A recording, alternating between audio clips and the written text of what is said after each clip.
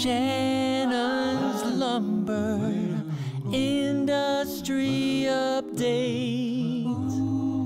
Hey everybody, welcome back to the show. Today is episode 122. And while this is always called the Lumber Industry Update, this is definitely a news show. I got a lot of, news to report, a lot of things going on in the world. I've got some really good feedback from some previous episodes, and I've got some good emails that I need to clean up on, frankly, clean out the inbox a little bit and respond to some of you guys. So that being said, let's get into feedback here. Let's see, I think it was one show ago, I was talking about beech branches that had dropped and talking about a variety of reasons for that. I got an email from Mark, and there is a botanical property called sudden branch drop. And I'll include the link to this, but there's a whole article about sudden branch drop and how that could possibly be equating to, the listener wrote in and said, why do these beech trees drop their branches? There's actually a couple of court cases where mature branches have fallen and hurt people. And this sudden branch drop, I don't want to call it a phenomenon, biological thing, was brought up. So yeah, apparently there are some trees, certain species more prone to this, where a mature branch will actually separate, not right at the trunk, but, several feet or meters out from the trunk. And that's called SPD, or southern branch drop. Who knew? We learned something new today. Got an interesting email from Tom in reference to the IBAMA strike as it relates to the CITES Appendix 2 levying of Ipe and Kumru. And he was particularly scared because he's going to be building a deck in Kumru. And he's like, whoa, what's going on? Do I need to be freaked out about this? Well, here's the thing. The long story is the CITES levying isn't really going to affect the price of the new species on the list right away. I would expect probably 6 months to a year before we start to see some of that. The bigger issues are the slowdown in the export that's already happening prior to the strike, but with the strike and now with fewer workers to do the job. But here's the thing, decking is a seasonal product.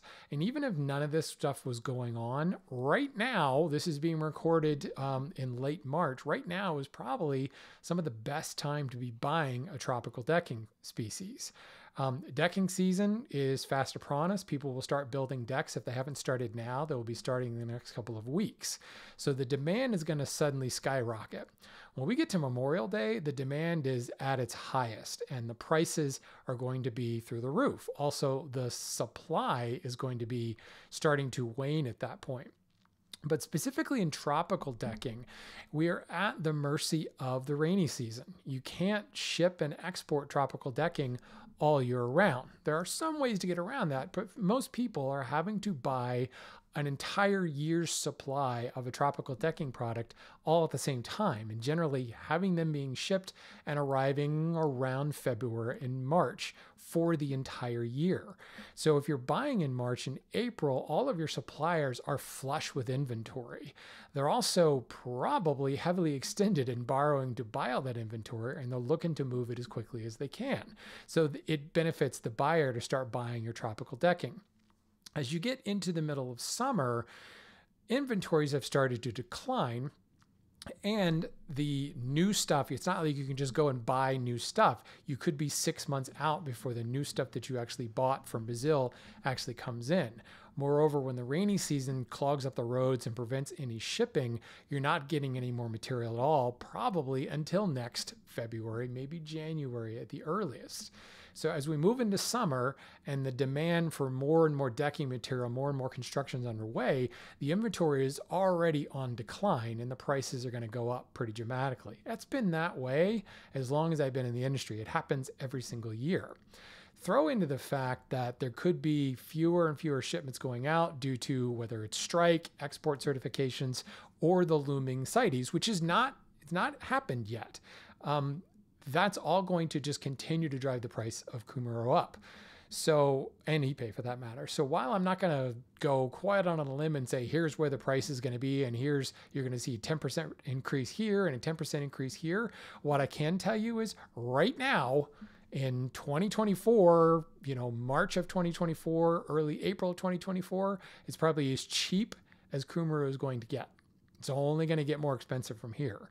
So, if you are looking to build a deck out of a tropical decking species, now's the time to buy. And frankly, things are just going to get crazier in the coming weeks. So Tom, if you're asking for me to predict where the price is going to go, I'm not going to grant you the satisfaction there, but I'm going to tell you, get on that and start buying right now because it's just going to get more expensive.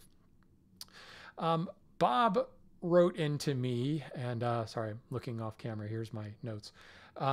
He said, you advised a Florida man to plant a cypress tree. I planted a bald cypress about 6 years ago, and it's probably 30 feet or better now. We were actually talking about planting a tree that maybe could be harvested in 15 to 20 years. So here's a good example. 6 years, his cypress tree is 30 feet high now. So that's an affirmation of my recommendation. He says, our soil drains poorly. He's in Florida as well, by the way. Bob's also in Florida. Our soil drains poorly, which is why I planted the cypress. Last summer, I noticed the tree putting up small knees in the backyard. What do I do with it? I don't want to tear up my lawnmower. It's starting to put up others. This is incredibly common for cypress. The cypress knees, if you cut them off, it won't kill the tree. Botanists are still a little confused about exactly what cypress knees are doing, but unlike a burl, if you cut that off, you're going to kill the tree, or at least you're going to dramatically weaken the tree, kill its immune system, if you will. The roots are not quite in the cypress knees. So the way to deal with those and prevent from killing your lawnmower is to kind of dig around them and cut them below the soil surface and then fill the dirt back in. And that way your lawnmower is fine. You're not going to kill the tree. You might possibly weaken the tree, but if the tree's already healthy to begin with, you should be fine. It's just one of those things. Any gardener will tell you that you can cut those cypress knees back and you're going to be fine there. Many of you have emailed me and said about the Hornbeam episode that you can't get Hornbeam in your Lie-Nielsen chisels anymore. It just goes to tell you the beauty of buying lifetime tools. I bought my Lie-Nielsen chisels more than 10 years ago. They have Hornbeam handles. I have not needed to buy chisels since then. So I haven't looked to see that apparently Nielsen switched over to hard maple, which makes sense. You find a lot of chisel manufacturers, tool handle manufacturers using maple. I don't know exactly when Lie-Nielsen shifted over. It was decided that the sourcing of Hornbeam was a little too difficult, which, I brought that up in the last episode. So yeah, those of you who are thinking, ooh, I'm going to get some Lie-Nielsen chisels with Hornbeam on them. Sorry, you can't do that. The good news is socket chisels, it's relatively easy to make and replace your handles. So if you can get into some Hornbeam through some source, you can make your own handles. And that's what I've done. I've actually made 3 Hornbeam handles for other chisels and vintage socket chisels as well. And they match nicely with my Lie-Nielsen ones. So sorry if you thought you were going to go out and buy some Lie-Nielsen chisels with Hornbeam on them. Just not going to happen. All right, so let's move on to the real meat of this, the industry news here. There has been a lot of stuff going on that good news, bad news, exciting stuff. But first thing is something known as a TC kiln. Let me switch over here. TC is it Swedish? It's Swedish for cross circulation, but this is a new, air quotes, new kind of dry kiln where it's a really, really long kiln. The wood is loaded on one side on railroad tracks and it moves laterally along the entire kiln. So imagine the kiln is like, a football field long. You're sliding the lumber in and it's going to roll on rail tracks along the length of that kiln. And as it's doing that, it's passing through different drying zones that have different levels of moisture, different heat. And you can control the rate that it moves through there, just by speeding up or slowing down the movement along the rail tracks. So you're moving into hotter areas, drier areas, wetter areas, etc. And there can be blast doors in between each area, but then you also can push air along the long axis of the kiln, constantly providing ventilation on those woods. What this means is you're not heating up and cooling down the kiln. You're maintaining a constant temperature in each one of these zones, and you're moving the lumber through it. It's incredibly more efficient and not having to essentially spend all that time heating up slowly and cooling down slowly, not to mention the energy expenditure that takes to heat up, a kiln. If you can have these rooms at a constant moisture and temperature and just move the lumber to another room with a constant moisture and temperature, that's incredibly efficient. Now, obviously, the footprint of these kilns is enormous, but you can continuously move lumber through them, constantly loading in one side, rolling on the railroad tracks, and coming out the other side, and moving circularly, putting another bit on the input and rolling out the other side. That's why it's called a continuous kiln. So the drying tech is still a dehumidification kiln, but ultimately it is something that it's so much more efficient. And because of the fact that you're running the wood through it, you can push a lot more through, and you can actually run it not only continuously, motion, but run it around the clock. It's just a matter of having somebody, catching on one end and pushing in on the other end. It's pretty cool use of an old technology. Certainly, you got to have a larger yard to be able to deal with all that, but I thought it was pretty dang cool. Let's look at something a little bit more sobering, I guess is one way to put it. If you don't know, I'm based in Baltimore. My lumber yard is in Baltimore, and well, we had kind of an issue this past week. A container ship ran into the Key Bridge that spans the Baltimore Harbor, and the bridge collapsed. Absolutely horrible disaster. Several people have died. The port is still completely closed down. It's been very upsetting. Me personally, I actually commuted over this bridge twice a day for about 15 years. So I'm incredibly familiar with the bridge. It was a beautiful bridge. It was a beautiful drive out around the harbor, past the old Bethlehem Steel area. And it's really surreal that it is gone. Personally, I was surprised how much I was affected by looking east and not seeing that bridge spanning over there. From a lumber perspective, though, in January of 2024, 62,400 tons of lumber went through the Port of Baltimore.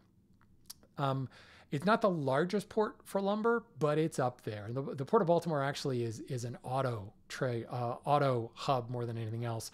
I think it's the largest hub of import and export of automobiles on the entire East Coast.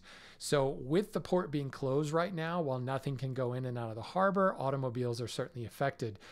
For us personally, we located our yard. We moved from Philadelphia to the Baltimore area in the 1960s because of the port. Because of, a lot of things going on at the Port of Philadelphia, the Baltimore port was more attractive to us. And we've been in the 1960s, been there since the 1960s because of that reason. Certainly, we've shipped into Philadelphia, we've shipped into Norfolk, and neither one of those was quite as attractive to us. So just us personally having to shift to other ports, it's certainly difficult. Some of the lumber that we had that was already en route, it's kind of like, where's it going to go? And in many instances, the shipping line itself is making the call on whether to go to Norfolk or whether to go to Philadelphia. This is just a small microcosm of everything that's going on. Certainly, there have cranes on site. They're cleaning up the channel right now, and ideally within a couple of weeks, container ships will continue to be able to reach the Port of Baltimore, and business will return, I don't want to say as usual, but certainly the transit being able to go across the bridge instead of through the tunnels where hazmat is not provided, but there's also some height limitations and things like that. That's going to continue to be a problem for years to come. I don't know what the current projections are for rebuilding the bridge, but from a lumber perspective, it certainly has been a major impact. When you talk about, almost 65,000 tons per month of lumber that's currently not moving through the Port of Baltimore. That's rough. That's particularly rough. Let's look at some more cutting edge stuff at this point. There is a grant that was granted on more research into CLT. I've been talking about CLT a lot, and I'll continue to talk about it. I still think that it's one of the most exciting areas of the lumber industry. But now we're talking about using thermally modified cross-laminated timber and carbon fiber together. And this is kind of a Venn diagram of several topics. I've talked about carbon fiber in the aviation industry, talked about carbon fiber as a tone wood in the past, and I've talked a lot about cross-laminated timber and certainly thermally modified timber. Taking all of those techs and pulling them together, taking not only a laminated thermally modified product that's perfectly stable, but is super, super strong and rigid once you laminate it together, and then adding something super lightweight and rigid like carbon fiber could be particularly interesting. So the Army Corps of Engineers is working with this grant, and Washington State, I believe. Be really interesting to see where that goes. CLT is already very, very exciting, but if we can use some of the more cutting edge tech in the lumber industry, but also in material sciences like carbon fiber, it'd be really interesting to see what comes of this whole thing. Speaking of CLT, the Olympics are coming. And what's happening in any Olympics? Well, they always build stuff. Usually there's some sort of new building for it. Well, the Paris Aquatics Center is made out of CLT, mass timber construction. And more importantly, it's freaking cool looking. They have, let me get to, well, there's the inside, all CLT construction. That kind of parabolic roof structure is designed to have a lower ceiling so that it's just less column of air inside the building, so less energy required to heat it. And because of the way the seats climb up, you can still have a sight line. Even though the roof kind of sags down in the middle, you're looking down at the pool and your sight line is uninterrupted by the roof.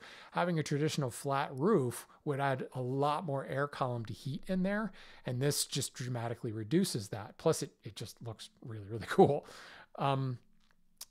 Yeah, some of these images that just blow me away. The outside, well, yeah, they did recycled material on all the seats. There's some more melted plastic material for the seats. Let me get to this lamination. So you can see the the cross lamination that's happening throughout the structure here. Very, very cool. Let me go over one more. And there's an overall view of the structure. All CLT, all mass timber construction, and all incredibly sustainable, environmentally concerned, and all that fun stuff, which I think is just fascinating. That type of construction is going to be, on the center stage for the Paris Olympics. Yeah, if I wasn't excited about mass timber construction before, definitely excited now. And while we're talking about Notre Dame, if you haven't already seen this, the state of France, the government of France, has this restoration of Notre Dame website. They have now finished all the carpentry in the restoration. There's a lot of great videos on this YouTube channel that I will actually link to, but really some amazing stuff to look at, not only from a craftsmanship perspective and I don't want to say the restoration of older trades, because in many instances, this level of timber frame construction, the best way to do it is the way they did it a couple hundred years ago. And there are several points made in this. My French is not the best, but I followed along the best I could because, sorry, this whole thing is in French here. Savoir quelle technique est-ce qu'on allait employer. On a choisi de tailler à la main sur du bois vert pour refaire vraiment comme au 13e, pour avoir les mêmes. So I'll turn that off so that we don't have the French guy yabbering in my ear. There's a lot of different videos on this website, and those of you who have written in the past expressing interest in what's going on with Notre Dame, this is definitely the place to go to check it out. Everything from the stained glass guys to the lead removal and remediation to the plaster work, but more importantly, the biggest milestone has been the capping of La Forêt, which is the forest. Let me get this Key Bridge image out of here. This image right here, if you're not familiar in timber framing structures, once the structure is completed, the idea of attaching a bough of a tree on top for good luck. And that's what's going on in this image over here. As you can see, they've got this little sprig of green there, and all the carpenters are standing around because they've essentially finished the framing. All of those oaks that they harvested, all of the talk about finding the right white oak for this, it's all come to fruition. The forest is done. The spire is done, and the carpentry and the trades that went to bring this together has just been so cool. So if you haven't yet, go check out that YouTube channel. I will point to it in the show notes. Let me grab my notes real quick and see if I can at least show you what that was. Goodness gracious. Oh, I can't find it now. I will point to it in the show notes, but if you were to Google restoration of Notre Dame, you will find this all over the place. This whole website, of course, is in French. You can use Google Translate for it, but very, very cool stuff. So exciting to see that work has come to fruition and might actually be ready to go for the Paris Olympics, which, man, that would be very exciting, I think. Let's move on. Where are we here? We want to get into some viewer questions here. Again, I want to say thank you to everybody who's sending in these really great questions. Also, thanks especially to those of you who sponsor the show on Patreon. I've gotten some great questions from you there. Interesting point, as I was addressing envelopes to mail out last month's stickers for Hornbeam, it is amazing the number of people who are Patreon supporters who have tree named streets. Lots of Maple Avenues and Chestnut Avenues and Oak Lane and Oak Trail Lane and Chestnut Trail Lane and cool stuff like this. And it got me thinking, and I remember reading this somewhere.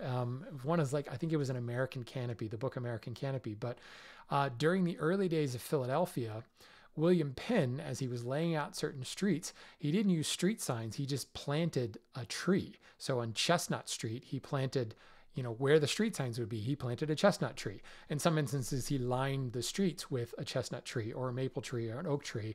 And that's how it became Oak Lane or Maple Lane or Chestnut Avenue. How much that applies in other cities, I don't know, but I do find it particularly interesting that we're talking a large percentage, probably 75% of my current Patreon supporters have some sort of tree name in their street. Very fascinating. I don't know if that's a prerequisite. I don't think it's a prerequisite to being a Patreon supporter, but I think it's interesting how people who are interested in a Lumber Update podcast just happen to live on a street with a tree named. So yeah, interesting stuff. We're supposed to be on viewer questions here. My tech is letting me down. So let's talk about some of these emails. Nick had written in and said that he had picked up some redwood logs, about 2 foot long by 12 to 18 inch diameter redwood logs. He lives in Florida, but he picked these up when he was out in California. He in-sealed them before he put them in his truck bed and drove them back to Florida. Very, very good move, because all that air blowing across the truck bed could certainly dry those logs out and cause them to crack a bit. He says that they survived the trip nicely without cracking up too much, but now he wants to saw some of them into ingrain cookies to make a table, and the rest he will saw into boards. So he's wanting to know what he can do to preserve them. So in sealer, which he already did, he used a latex paint for the road trip. Latex paint is a good option. The other thing you can do, and specifically for ingrain cookies are very unstable because you've got the entire cross section of the log, but that you've also got a relatively thin section that can crack and break apart. So the first thing I would tell you is saw it thicker than you're going to need by at least half. If you plan on making the table 2 inches thick, saw it 3 inches thick and let it dry in a thicker state. And then as you mill it to final dimension, do it slowly and be prepared for acclimation. The good news is it's all end grain. The whole face is end grain, and you've got another end grain face. So it will dump moisture and it will dry relatively evenly, but you have to make sure that it does it slowly. And with so much end grain exposed, it will dry very, very, very quickly. So one thing that you can look at is, sorry, we're still in the aquatic center here. There is a product called Pentacryl, which I think is an outstanding product because it's not just an end grain sealer, but it's also a bit of a stabilizer. This company, what are they? Preservation Solutions, that makes Pentacryl. They also make an end grain sealer, which is a wax emulsion like you'd find with Anchor Seal, which is just a brand name version of that. Pentacryl goes a little bit further in that acrylic that's in it will seep into the fibers and stabilize it a lot more. A lot of wood turners use this to stabilize, either punky woods or particularly movement prone woods. Pentacryl is one that will be fantastic for your end grain cookies. The other thing you can do once you've painted Pentacryl on the surface is cut out a cardboard disc to match your cookie and just tape it to the outside. That cardboard will absorb some of that moisture away and keep it away from the wood. But the Pentacryl should really do the majority of that. The other thing is it's going to, adding that acrylic hardens the cell walls a little bit. The one thing you might want to consider doing, however, since you came, this is California redwood, and you moved it to Florida, which is obviously moist, very, very humid. You might consider spraying those cookies with a bit of Lysol first before you add the Pentacryl, just to prohibit the growth of mold. Because certainly with so much moisture in the Florida air, that is a potential issue. But Pentacryl to me is that kind of nuclear option. If you don't want to pony up the dough, this is what, a gallon listed here. That's $72.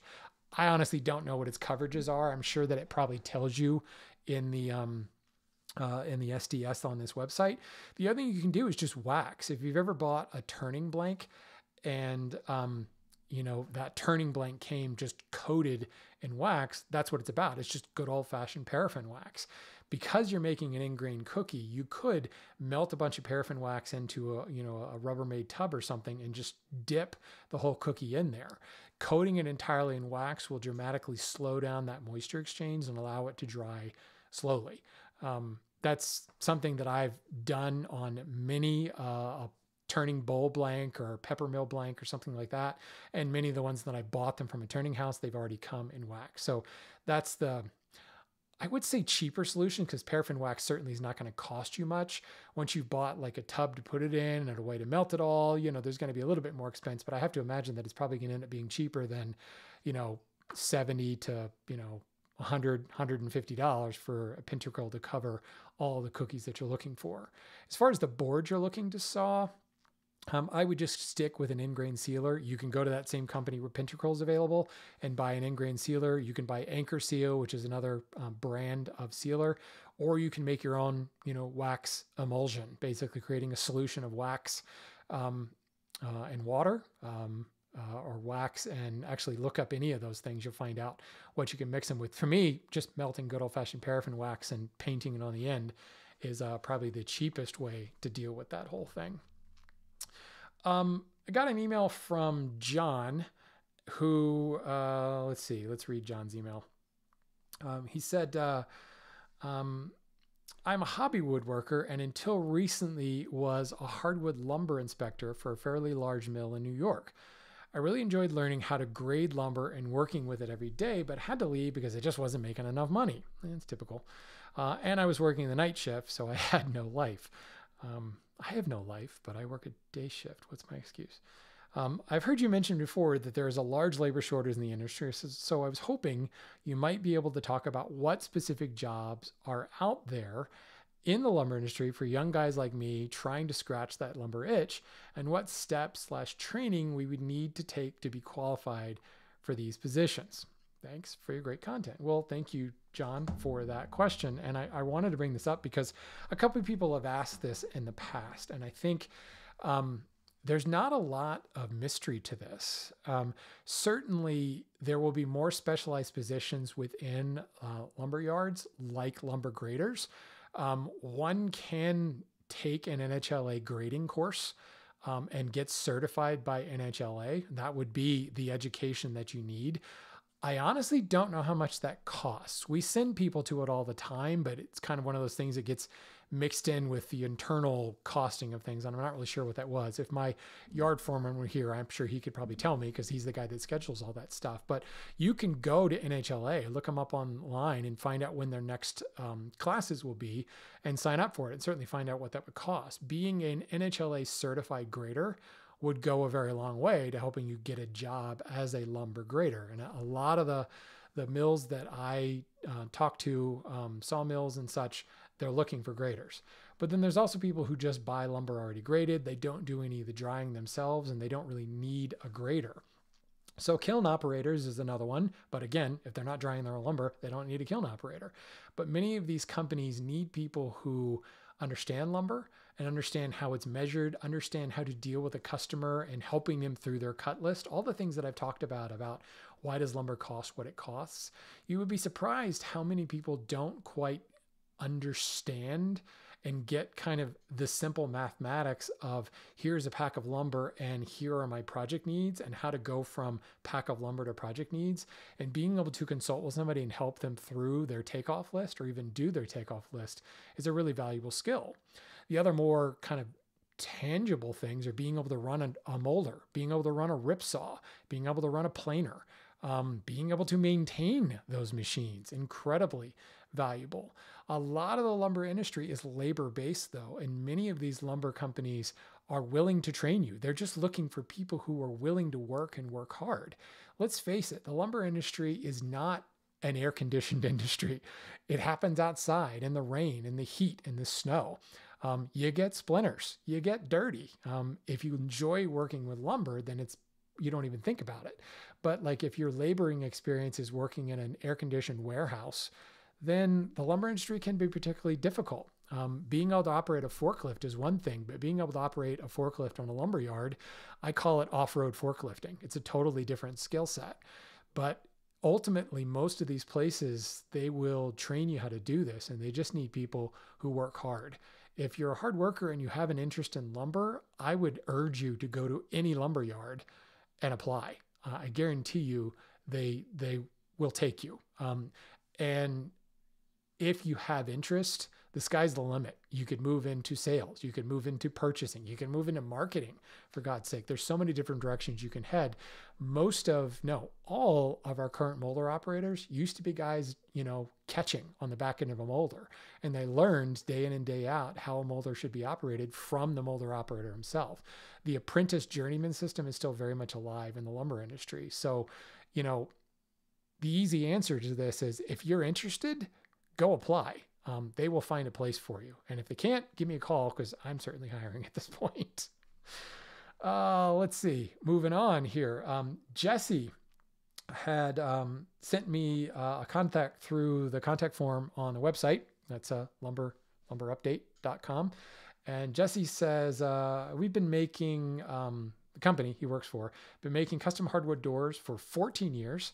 And I've been in the door industry for 24 years. We have a job coming up that will use Anagray solid material. Can you confirm this is a cousin to the mahogany species? We are very familiar working with that material. Also, typical Titebond 2 can be used to glue this, correct? It doesn't need to be wiped down and glued with epoxy like teak does, right? Thanks for your help, and thanks for the great podcast. I included that last part because it makes me laugh. This idea that teak needs to be wiped down with acetone and used strange exotic glues to glue together, I question that. It certainly won't hurt to wipe down the natural oils, but regular old Titebond 2 or Titebond 3 can be used. Once you've wiped away those oils, the PVA doesn't have any problem binding to it if it's just regular work. Now, if you're doing a bent lamination, yes, you might want to use an epoxy or at least a PVA glue there. But I think so many people are afraid of teak, and it's an oily wood, but there's a lot of other oilier woods out there. So yeah, it's one of those things where if you're in a commercial sector and you're building a product for somebody else, it's best to stack the cards in your favor. And I think that's why these myths, I hate to even call them myths because there's some truth to it, but why these practices continue to be perpetuated, because nobody wants to be the guy who has a delaminate on them. When somebody says, well, did you use epoxy? And you say, no, I use PVA. Immediately they point to that. In general, when we've had delam issues like that, we find that it's less about the glue and more about the thickness of the lambs or more about the quality of the wood in the first place. But that's not Jesse's question. His question is more about Anagray. So let's go to everyone's favorite wood database and look up Anagray. Anagray, for the most part, most people think of Anagray as a veneer wood. And it's interesting, and I'm assuming Jesse knows this because he said solid Anagray material. It's rare. Most of the Anagray that's out there has been peeled or sliced for veneer purposes. The thing about Anagray is it's incredibly homogeneous. It's a diffuse porous wood with practically no grain visible. And it's one of the reasons that makes a great veneer, because it lays down really smoothly on a substrate, but it also creates a really nice smooth substrate that can have all kinds of things done to it. You can French polish the stuff. It's so homogeneously smooth. But it is not a cousin to mahogany. Now, that in and of itself is a loaded statement. When you say mahogany, what do you mean by mahogany? That could be any number of species. When you say cousin, what does that mean? You know, Udall is a cousin to Sapele because it's in the same genus. African mahogany, some say, is a cousin to genuine mahogany, but it's not in the same genus. It's in the same family, the Meliaceae family, but so are thousands of other species. Once you move up the chain, taxonomically speaking, to family, there's a lot of stuff that's in there. You know, Pinus is Pinaceae is a family. Think of how many, quote, pine trees roll up under Pinaceae, let alone how many pine trees roll up under the Pinus genus. So Swietenia, being the genus of genuine mahogany, Swietenia macrophylla, is not at all related to Anagray. Anagray is in the Puteria genus, which family-wise, I don't remember. I looked it up. It's not Meliaceae. So it's not related at the species, genus, or family level. When you go above that, yes, it's probably related, but that certainly doesn't make it a cousin, maybe a fourth cousin twice removed. But I could see maybe what you're getting at here. One of the things that makes genuine mahogany so wonderful to work with is it's so smooth grained. It's so closely grained, so homogeneous as you cut it. And that's one of the reasons it carves so well. Anagray will be similar in that respect. From a hardness perspective, it is very much similar to genuine mahogany. Some of the other structural numbers are a little bit different, but from a door perspective, I don't think any of that's really going to come to play that much. Honestly, I think we'll be incredibly pleased working with Anagray just because of how homogeneous it is. Now, if your mahogany experience is genuine mahogany, South American, Swietenia macrophylla, you will not like Anagray as much because it is, you know, it is an African wood. It is going to have much more of an interlocked grain pattern than the South American mahogany. If you have a lot of experience working with Sapele or Kaya, African mahogany, or Udall, you'll like Anagray a lot more than those because it's easier to work with. It's more homogeneous than those, but it does still have some of that interlocked nature. So no, it's not a cousin, but I guess we could call it close-ish, right? Close enough. And then I think that brings me to the end of the show. That's all of your questions, all of the news. Frankly, I love this format of show, and we'll try to do this from time to time because there's so many news stories that pop up on my radar. There's so many news stories that you guys send to me that sometimes get delayed, and I don't want to delay too long because then they're not really particularly relevant. So yeah, keep sending me those news stories. Keep sending me feedback. I love to continue to talk about the feedback that I get where we learn a little bit more, or we can fill in the blanks from a previous conversation on a previous episode. I love that stuff. And of course, keep sending in those questions. As always, lumberupdate@gmail.com is how you can reach me.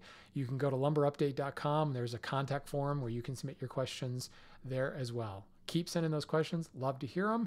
And go buy some lumber.